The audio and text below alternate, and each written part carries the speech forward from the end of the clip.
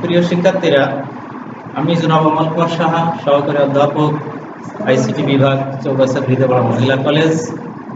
আমি তোমাদের অনলাইন ক্লাসে আজকে প্রথম অধ্যায়ের ন্যানো টেকনোলজি নিয়ে তোমাদেরকে পাঠদান করব।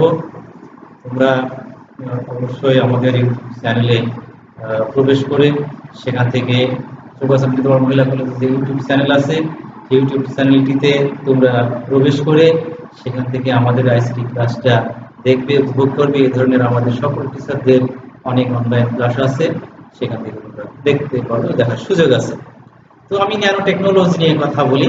আমাদের প্রথম অধ্যায়ের একটি ইম্পর্টেন্ট পার্ট ন্যানো টেকনোলজি। তো ন্যানো টেকনোলজি কি? ন্যানো টেকনোলজি শব্দটি ন্যানোটেক থেকে আসছে, অর্থাৎ পদার্থের আণবিক বা পারমাণবিক পর্যায়ে বিশ্লেষণ করা, তার গঠন পর্যালোচনা করাই হলো ন্যানো টেকনোলজি। ন্যানো টেকনোলজিতে পদার্থের অতি ক্ষুদ্র থেকে বৃহৎ পর্যায়ে কিভাবে পর্যবেসিত হচ্ছে, অথবা কোনো বৃহৎ পর্যায় থেকে কিভাবে ক্ষুদ্রতর পর্যায়ে উপনীত হচ্ছে বা পর্যবেসিত হচ্ছে, এই বিষয়টি নিয়ে পুঙ্খানুপুঙ্খভাবে বিশ্লেষণ করা হয়। তো এই ন্যানো টেকনোলজি শব্দটি গ্রিক শব্দ ন্যানোস থেকে উৎপত্তি, যার আবিধানিক অর্থ ডার্ক বা বামন। তো বামন বলতে আমরা কি বুঝি? যে ক্ষুদ্র আকৃতি। আমরা অ্যাজ এ ম্যান হিসেবে যে আমাদের একটা উচ্চতা থাকা দরকার, তার থেকে যদি কোনো ক্ষুদ্র আকৃতি হয় অথবা বৃহৎ আকৃতি হয়ে যায়, অ্যাবনর্মাল আকৃতি, তখন আমরা তাকে বলবো বামন বা ন্যানোস বা ডার্ক। তো সেই ধরনের এই পদ্ধতি থেকেই আসছে ন্যানো টেকনোলজি শব্দটি। আর ন্যানো টেকনোলজি শব্দটিতে যে কথা বললাম, পদার্থের আণবিক পর্যায়ে বিশ্লেষণ বা পারমাণবিক পর্যায়ে বিশ্লেষণ, অর্থাৎ একটি পদার্থকে অতি ক্ষুদ্র পরিমাপে বিশ্লেষণ করে দেখানো হয়। এক্ষেত্রে দেখা যায় যে যদি আমরা পরিমাপগত দিক থেকে একটি একক বিশ্লেষণ করি, যে 1 মিটার কোনো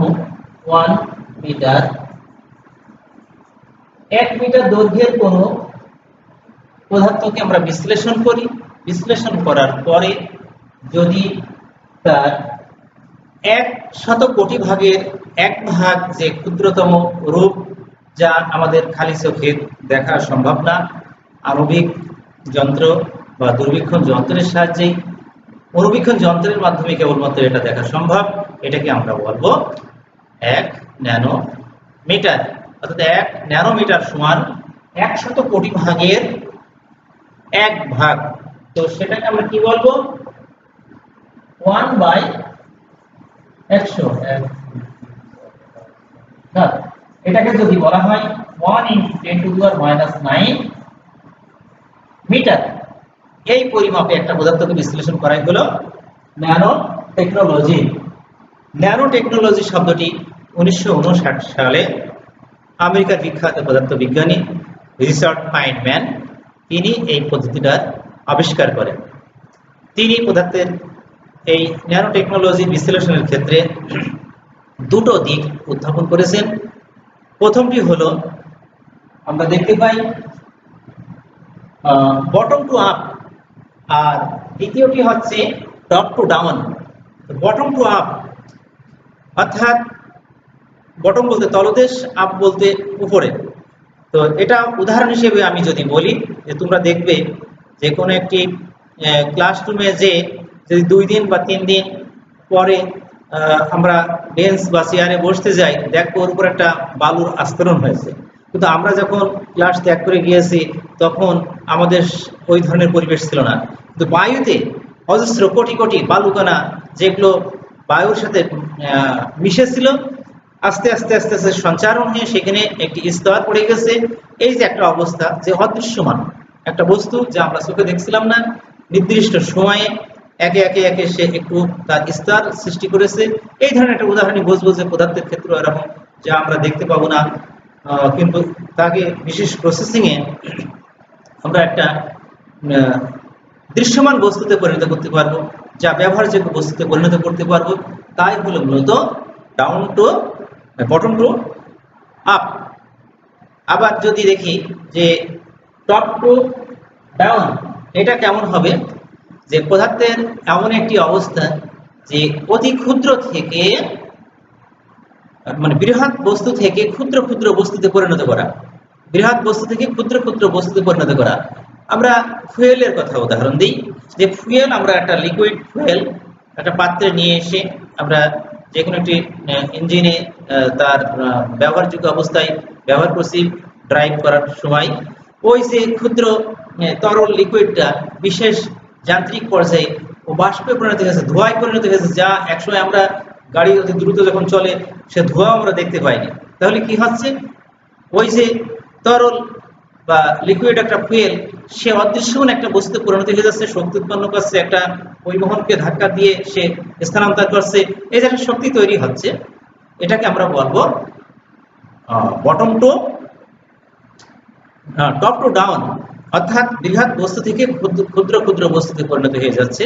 এই হচ্ছে মূলত এই ন্যানো টেকনোলজিগুলো ক্রিয়া। এখন এই যে ন্যানো টেকনোলজির কথা বলছি, আমরা আমাদের প্রাত্যহিক জীবনে এত ব্যাপক ব্যবহার আছে যেগুলোকে আমরা বলে শেষ করতে পারবো না। তো সেই ধরনের বহুবিধ ক্ষেত্র আছে যে যে ক্ষেত্রগুলোতে এই ন্যানো টেকনোলজিটা ব্যবহার আছে। তো আমরা ন্যানো টেকনোলজির ব্যবহার ক্ষেত্র হিসেবে দেখতে পারি যে প্রথমে আমরা দেখো ফুয়েল সেল তৈরি। আমরা যে সমস্ত পরিবহনগুলো আছে, যান্ত্রিক যানগুলো আছে যেগুলো ফুয়েলের মাধ্যমে চলে, অর্থাৎ পেট্রোল, ডিজেল, অকটেন এই ধরনের তরলের ফুয়েলের মাধ্যমে পরিচালিত হয়। সেই ফুয়েলের যে সেলগুলো আছে, অর্থাৎ একটা যন্ত্রকে ধাক্কা দেবে, শক্তি উৎপন্ন করবে, স্থান অচ্যুত করবে। সেই ক্ষেত্রে একটি ফুয়েল যখন আরেকটা ফুয়েলকে ধাক্কা, একটি ফুয়েলের কোষ যখন আরেকটা ফুয়েলকে ধাক্কা দিচ্ছে, এইভাবে আস্তে আস্তে আস্তে তার ভিতরে একটা ক্ষুদ্র থেকে বৃহৎ আকারের একটা শক্তি উৎপন্ন হচ্ছে। এতে করে কি হচ্ছে, জ্বালানি অল্প জ্বালানিতে অল্প ফুয়েলে অনেক পথ অতিক্রম করা সম্ভব হচ্ছে। এরপরে কি আছে দেখো, নবায়নযোগ্য শিল্প। নবায়নযোগ্য শিল্প বলতে কোনগুলোকে বুঝবো, যেসব শিল্পগুলো, যেসব শিল্পে কিছু কিছু পদার্থ আছে যা অফুরন্ত, যা শেষ হয় না। উদাহরণ হিসেবে আমরা বলতে পারি সৌর শক্তির কথা। এখন আমাদের বহুবিধ ব্যবহার আছে, যেমন পোস্ট লাইট পোস্টে ব্যবহার হচ্ছে, বিভিন্ন ধরনের মিল কলকারখানায় ব্যবহার হচ্ছে। আমরা ইদানিং দেখেছি যে আমাদের পার্শ্ববর্তী দেশ ভারতবর্ষে, সেখানে এই সৌরশক্তির মাধ্যমে ইঞ্জিন চালিত যে যান, ট্রেন, সেগুলো পরিচালিত হচ্ছে, যেখানে বিদ্যুতের অপচয় কম, বিদ্যুতের ব্যবহারটা কম হচ্ছে। অর্থাৎ এখানে নবায়নযোগ্য শিল্প হিসেবে ওই সৌরশক্তির ব্যবহারটিকে আমরা বলছি নবায়নযোগ্য শিল্প। সেখানে এই ফুয়েল অর্থাৎ নবায়নযোগ্য শিল্পের মাধ্যমে যে কাজটি হচ্ছে, এখানে সম্পূর্ণ ন্যানো টেকনোলজির ব্যবহার হচ্ছে, অদৃশ্যমান একটা শক্তি সেটা বৃহৎ কোনো শক্তিতে পরিণত হচ্ছে। এরপরে আমরা দেখবো যে মনিটরের বিশ্লেষণ, ক্ষমতা বিশ্লেষণে।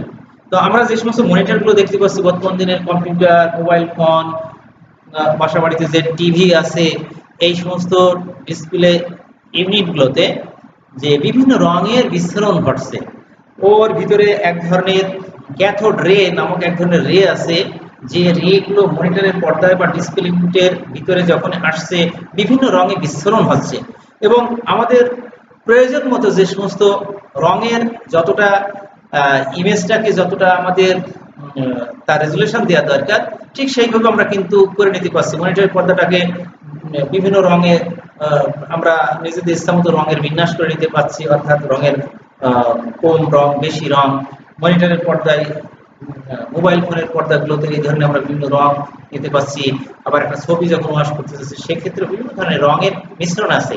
এই রঙের মিশ্রণগুলো আমরা বিশেষ করে মনিটরের পর্দায়, মোবাইল ফোনের ডিসপ্লে ইউনিটে, তারপরে টিভি পর্দায় তাদের যে বিভিন্ন রঙের বিন্যাস, তা বর্তমান তথ্য যোগাযোগ প্রযুক্তিতে এই ন্যানো টেকনোলজির উন্নয়নের ফলে এটা বিশ্লেষণ করা বা দেখা সম্ভব হচ্ছে। অতঃপর আমরা দেখবো যে মোটর ইঞ্জিন, আমাদের যে সমস্ত মোটর ইঞ্জিনগুলো আমরা এখানে দেখছি, সেই মোটর ইঞ্জিনগুলোতে যে তাদের ইঞ্জিন ছোট হয়ে গেছে, অথচ তাদের ধারণ ক্ষমতা অনেক বেশি হয়ে গেছে। তারা আগে যে গতিতে যেত এখন থেকে ইঞ্জিনের গতিটা বৃদ্ধি হয়েছে, তারপরে তার লংজিভিটিটা বেশি হয়েছে। যে ইঞ্জিন 100 সিসি ছিল সেই একই আকৃতির ইঞ্জিন 150 সিসিতে রূপান্তরিত হয়ে গেছে। সুতরাং ওর ভিতরে যে ধারণ ক্ষমতা অর্থাৎ যে ম্যাটেরিয়ালস গুলো আছে সেই ম্যাটেরিয়ালস গুলো এই ন্যানো টেকনোলজির মাধ্যমে তৈরি করে তার ধারণ ক্ষমতাটাকে বৃদ্ধি করা হয়েছে। এরপরে দেখবো যে বায়ু শোধন। আমরা বায়ুতে যে সমস্ত ধূলিকণা বা দূষিত পদার্থগুলো আছে, বর্তমান দিনে কোনো রোগ হোক বা কোনো কলকারখানা হোক, সেখানে বায়ুতে যে কার্বন ডাই অক্সাইড সৃষ্টি হচ্ছে, অসংখ্য পরিমাণে ধূলিকণার সৃষ্টি হচ্ছে, সেগুলোকে পরিশোধন করে শুদ্ধ বায়ুতে রূপান্তরিত করা হচ্ছে। সেখানে এক ধরনের কেমিক্যাল ব্যবহার করা হচ্ছে যা ন্যানো টেকনোলজির উদ্ভব। এরপরে দেখবো যে খাদ্যশস্য সংরক্ষণ। বর্তমান দিনে আমরা বাজারে দেখবো যে অধিকাংশ খাদ্যগুলো, শিশু খাদ্য থেকে শুরু করে বেশিরভাগ খাদ্যগুলো প্যাকেজিং সিস্টেম তৈরি করা হচ্ছে, অর্থাৎ প্যাকেট নির্দিষ্ট একটা সময়ে উৎপাদনের পরপরই তাকে প্যাকেট করে দেওয়া হচ্ছে। এতে করে কি হচ্ছে যে ওই জিনিসটা দীর্ঘদিন ধরে সংরক্ষিত করে রাখা সম্ভব হচ্ছে। যেমন চিপস, যতদিন না ভাঙা হবে সেই জিনিসটা ততদিন পর্যন্ত ওর ভিতরে সুরক্ষিত হয়ে থাকছে, বাতাস না ঢুকে সেটা খাদ্য উপযোগী হয়ে থাকছে। এরপরে আমরা দেখবো যে জীবাণুনাশক পানি, জীবাণু মুক্ত পানি সরবরাহ। পানিতে এক ধরনের জীবাণু থাকছে, ঠিক আছে, জীবাণু মুক্ত করে এক ধরনের কেমিক্যাল দিয়ে, অর্থাৎ ওখানে ওই ন্যানো টেকনোলজির মাধ্যমে পানিটাকে শোধন করে পরবর্তীতে পানির উপযোগী করা হচ্ছে। এরপরে চিকিৎসা ক্ষেত্রে দেখা যাচ্ছে যে, উদাহরণ দিই যে আমাদের যাদের অনেকের হার্টের সমস্যা হচ্ছে, ত্বকের সমস্যা হচ্ছে, এই সমস্ত জায়গাগুলোতে অতি উন্নত মানের চিকিৎসা, যেখানে ন্যানো টেকনোলজির প্রয়োগ করে সেখান থেকে পরবর্তীতে হার্টের অস্ত্রোপচার ছাড়াই ক্ষুদ্র রিং বসিয়ে তার হার্টের ক্রিয়াগুলোকে সঞ্চালন করা হচ্ছে। তারপরে রক্তের অর্থাৎ চামড়ার নতুন ধরনের চামড়ার সৃষ্টি করানো হচ্ছে। এই সমস্ত কাজগুলো চিকিৎসা ক্ষেত্রে আরো উন্নত মানের পদ্ধতি তৈরি হয়েছে একমাত্র ন্যানো টেকনোলজির ফলে। এরপরে দেখবো প্রসাধনী শিল্পে এখন যে সানস্ক্রিন থেকে যে সমস্ত সৌরশক্তিগুলো ত্বকে এসে লাগছে, লাগার পরে ত্বকে হয়তো ত্বক নষ্ট হয়ে যাচ্ছে, ক্যান্সারের মতো দুরারোগ্য সৃষ্টি হচ্ছে, স্পট পড়ছে।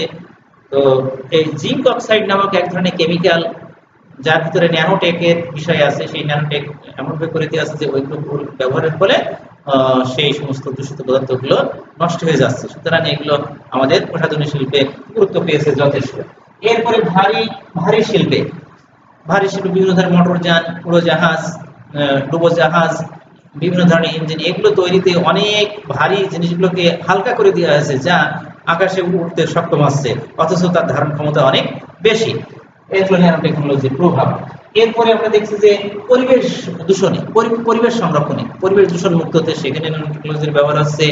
এরপরে আমরা দেখতে পারবো যে কম্পিউটারের ক্ষেত্রে যে মাইক্রো প্রসেসর, র্যাম, রম, বিভিন্ন ধরনের মেমোরি কার্ড যেগুলো তৈরি হচ্ছে, সেগুলোতে অনেক ধারণ ক্ষমতা যা অকল্পনীয়, টেরাবাইট, গিগাবাইট, মেগাবাইট, টেরাবাইটে, আরো বিভিন্ন ধরনের বাইটে পৌঁছে গেছে।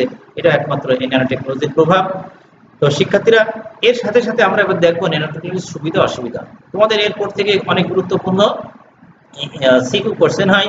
ন্যানো টেকনোলজির ক্ষেত্রে আমরা দেখতে পারি যে ইঞ্জিনের তাপের যেটা তাপ কম হচ্ছে, তারপরে সহজে খাবার সংরক্ষণ করা যাচ্ছে, তারপরে চিকিৎসা ক্ষেত্রে ব্যবহার হচ্ছে, ভারী শিল্পগুলোকে সহজে মানে হালকা করে নেওয়া হয়েছে, তারপরে ন্যানো পার্টিকেল ব্যবহার করে খাদ্য উৎপাদনের ক্ষেত্রে ব্যবহার হচ্ছে। এই ধরনের বহুবিধ সুবিধা আছে এখানে, তোমরা তোমাদের পাঠ্য বইয়ে দেখবে।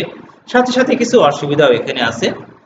আমাদের দেখতে পারি যে যেগুলো তোমার ন্যানো টেকনোলজির ফলে যে সমস্ত ফাইবারগুলো তৈরি হচ্ছে, এই ফাইবারগুলো কিন্তু আমাদের যা নাক দিয়ে শরীরের ভিতরে প্রয়োগ হচ্ছে, যে ফুসফুসে অনেক সময় সমস্যার সৃষ্টি করছে। তারপরে এই প্রযুক্তির অনেকটা ঝুঁকিপূর্ণ, ব্যয়বহুল একটা প্রযুক্তি, এগুলো আমাদের জন্য ক্ষতির।